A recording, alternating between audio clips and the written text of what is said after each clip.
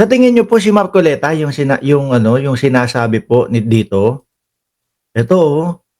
Kasi ako hanggang ngayon ho, iniisip ko pa din kung sino kaya na senador daw ho, o mambabatas yung humihingi ng 1 billion. Kasi po yan ho, yan po, ito ang source po, Ramon Tulfo, mga bossing. Pinost po niya yan. Sabi niya dito, may mga question mark naman ho, mga kababayan. May mga question mark. Sabi ni Makmak, mas gusto ko po na maging state witness si Bryce Hernandez kasi nagpapakita ng evidence at mas credible si Bryce. Correct, ako yan din eh.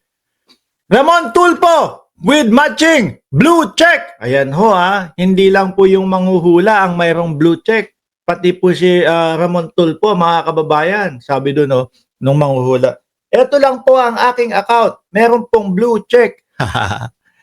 Sino daw itong mambabatas na humingi ng 1 bilyong piso? Grabe. 1 billion. Siguro kung sakali, kung totoo to, mga bossing, naisip siguro ng mababatas, billion-billion yung mga nakuha. May na ang 1 billion dito. Hirit nga ako ng 1 billion. Baka ganun, ano? Di ba? Sino daw itong mambabatas na humingi ng 1 bilyong piso? Ayan, 1 billion. Sabi ni Sir Bench, ikaw, Boss Mark, hindi ka nagtaka na saan sila galing ni Diskaya, di ba, sa hirap umunlad? Hindi, nakita ko doon sa sir? Nakita ko doon sa ginawang vlog ng Rappler. Parang simula 2016-17. Mga 2014-15, maliit pa lang ho yung bahay doon, Kinuha nila sa Google Earth or Google something o Google Map. 2014, maliit pa lang yung bahay, Nung nag-2016 natayo na yung isang building. Tapos nung nag-2017, pangalawang building, ang bilis, ang laki mga bossing. Billion. Kung makikita mo yung presyo nung na yun, ng mga building na yun. Kaya siguro itong mambabatas 1 billion. Maliit lang yung 1 billion. 'Di ba? Dito sa mga ito, sabi nga mga bossing 11 digits daw mga kababayan, yung pera ng mga Diskaya. Doon yan sa interview. 11 digit. Yung unang 3 digit, simula sa kanan, hundreds lang yan. Hundreds pesos lang po yan. Magtatapos po yan, mga kababayan, sa 999 pesos. Pag umapat na digit na po yan, 1,000 na, umpisa ng 1,000. Hanggang 6 na digit, 100,000. Matatapos po yan, yung 6 na digit sa 999,999 pesos. Ano po? Pag pumitong digit na yan, 1 million na yan. Ang layo pa natin, 11 digit yung sinasabi nila 11 digit So ngayon, pumito, 1 million. Hanggang sa maging siyam, ang katapusan ng million mga kababayan ay 999,999,999 pesos, mga bossing. Doon po magtatapos yan.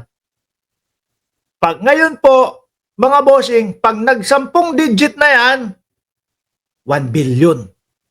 Ang sinasabi po, mga kababayan, 11 digit daw Ibig sabihin, yung pera nila mag-uumpisa sa 10 billion mga bossing. 10 billion. Kaya siguro kung sino man yung tinutukoy dito, naku, easy sa kanila. Biruin mo ba naman? 10 billion, mag-uumpisa pa lang po yun, ilan yan? Matatapos yan sa sa 99 billion, 999,000 million, 999,999 pesos. Doon matatapos yan. So, ang range po nung 11 digit is from 1 billion hanggang 99 billion and 999 million and 999,000 and 999 pesos. Ganun kung isa lang ang hiling, easy to. Maliit ito. Di ba? Maliit ito. Ngayon, sabi dito, tuloy ko, sino daw itong mambabatas na humingi ng 1 bilyong piso? sa mga diskaya para ipagtanggol sila sa Blue Ribbon Committee. Naku po! Mabigat itong mga tanong ni Ramon Tulfo. Oh, para ipagtanggol sila sa Blue Ribbon Committee. Ang nakikita ko pong chairman ng Blue Ribbon Committee, si Marcoleta ho, mga kababayan.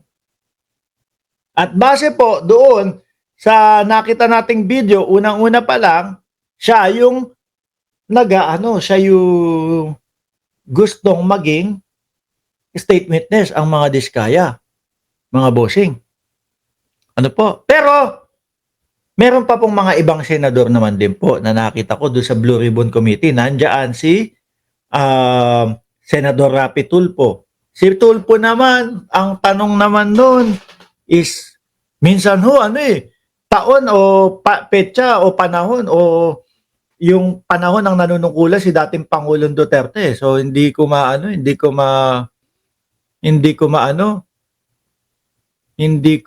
masabi na si Tulfo yung pinaparinggan dito. Sabi, ano ko, ito may kabot-bot. Katupa vlog. Anak ng putik na. ano ba mga topic natin dyan? Mga tupa at bot-bot mo, Mark Ramos, klaruhin. Sino kamo? Si Marcoleta kamo? Yan ang nakikita at iniisip namin na nasa Blue Ribbon Committee, si Marcoleta, si Tulfo, sino pa ho? Di ba? Sino pa mga senador? Iniisa-isa nga namin para maklaro kung sino yung pinaparinggan dito Kapag kakatupa, kung pantupa yung mga topic dyan na lang sa tupa, mahirap po ang politika, mga boss. No? Okay na. Magpapakain po tayo ng tupa ngayong araw. Magtatanggal po tayo ng balahibo ng tupa ngayong araw. Ganun lang. Mahirap sa politika. Okay. Ayan. Sabi niya, sino daw itong mambabatas na humihingi 1 billion pesos sa mga diskaya para ipagtanggol sila sa Blue Ribbon Committee, sabi. Ngayon, pero ang balita daw, mga bossing, ang balita, ayon dito kay Ramon Tulfo, ang balita na nakarating sa akin ay nagkasundo ang mambabatas at ang mag-asawang Curly at Sara Diskaya sa halagang 120 million daw ho. Sabi dun sa dulo, mga kababayan.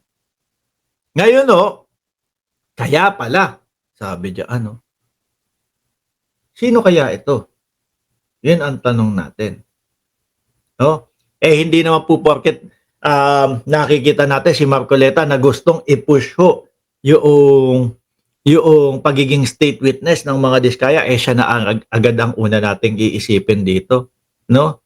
Sino kaya ang tanong? Meron ibang mga senador din na mga nandiyan kung sakali. Baka naman sa Congress naman. Tama ba? Hindi. Blue Ribbon Committee So sa Senado talaga to. Di ba? Sabi ni Elena Garcia, baka nga mukhang pera. Kasi yung protector na yun, sino kaya ito? Mainit-init ho ito, Sabi ni Kadugay Vlog, 99% Marcoleta yan, idol. Hindi ka pwedeng magkamali. Baka sino pa ba? Bato. Si Bato, sabi din, state witness din, no? Stay ka lang dito, katupa, hayaan mo yung mga tupa mo, mga DDS. Iiwanan ko na lang po sa inyo yan, mga kababayan, Ako iniisip ko din maigi kung sino itong ibinabalita ni Ramon Tulfo. Sabi daw, sino daw itong mambabatas na humihingi ng 1 bilyon sa mga diskaya para ipagtanggol sila sa Blue Ribbon Committee. Yan ang sabi. At tapos daw sila, nagkasundo, yung mambabatas at ang mag-asawang Curly at Sara Diskaya sa halagang 120 milyones daw ho. Daking pera pa din nun. Ako nga, ang pangarap ko lang mga bossing, alam nyo kung dati, nandyan ako nakatira sa Pilipinas, Fortuner. Yung Fortuner na B-variant lang, yun lang. Sabi ko, pangarap ko, Pangarap ko lang magkaroon ng yung sasakyan ng presidente ho. Land Cruiser LC300. Sabi ko, yun lang. Magkano lang ho yun? Kung ikukumpara mo sa 120 million na matatanggap kung sino man yung mambabatas na yon. Di ba? 6 million lang yung Land Cruiser, 5.7. Top of the line na yun. O, palagyan ng bulletproof, mga 1.3. O sabihin na natin, 7 million, ano? Tapos babawasan mo yung 120 million ng 7 million. Magkano? 113 million pa din no ang tira. Ang dami pa din, mga kababayan. O, ngayon,